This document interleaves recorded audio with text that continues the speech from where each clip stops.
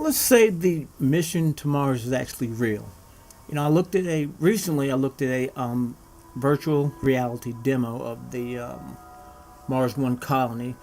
To actually feel as if you're on Mars and seeing as where they'll be living for the rest of their lives. That is, if they make it there, and it gives you an insight into the horrific lives that these people are signing up for. It's a prison on a desolate hellhole. Tiny rooms trapped inside bubbles with suffocation just waiting for you outside. It's a horrifying existence for anyone except for the suicidal. And I would love to see the results of the psych test for the people who signed up for this and succeeded, if that's happened yet. Given that it's such a long way coming to fruition.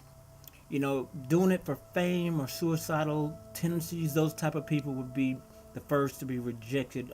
I'm hoping, but who knows? Maybe 10 years from now, technology will improve to such an extent that the survival rate and quality of living on that red rock will be much more inviting. But I doubt it. Well, say you get there. What if you're there for 1 year or 10 years down the line? You think knowing that you're a pioneer is going to keep you sane? And it's hard to even comprehend the stress that they would go through. That's why those psych tests have to be incredibly intensive. And they have to practice going through isolation and solitary confinement training, I'm sure, as well. But despite that, I'm sure that somebody's going to freak out when the magnitude of what they're doing hits them. When they look back at the earth and realize, oh shit, what have I done? I left that behind. But then again, I'm not all sure this is possible with the current technology that we possess. In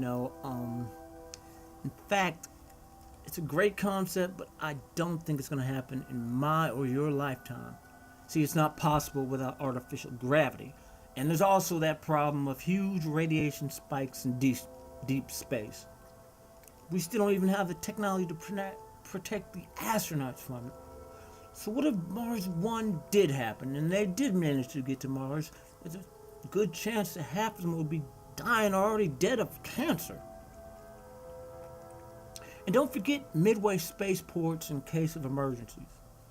And more so than that, let's not forget the cost to safely send people to inhabit Mars for the next 50 years will cost tens of trillions of dollars. And see, space will never be safe to travel no matter what kind of technology we possess. You see, the dead void of space out there will always be this way, so anyone who chooses to venture out there they're courageous or just absolutely nuts. But even if it's fully possible to land safely, why would you permanently want to go to Mars? What is there to do on Mars besides sit around in a rusty pod? It's not like you can go out and explore the world. It'll either be too cold or the lack of oxygen will kill you.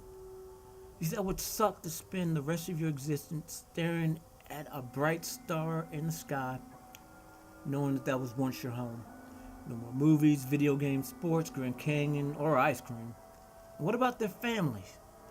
And having recently had the unfortunate experience of having to deal with a rip-off lawyer, I gotta bring up something. They might have living relatives that could sue the company that sends them if this mission fails. There's so much to sign, so much to waive.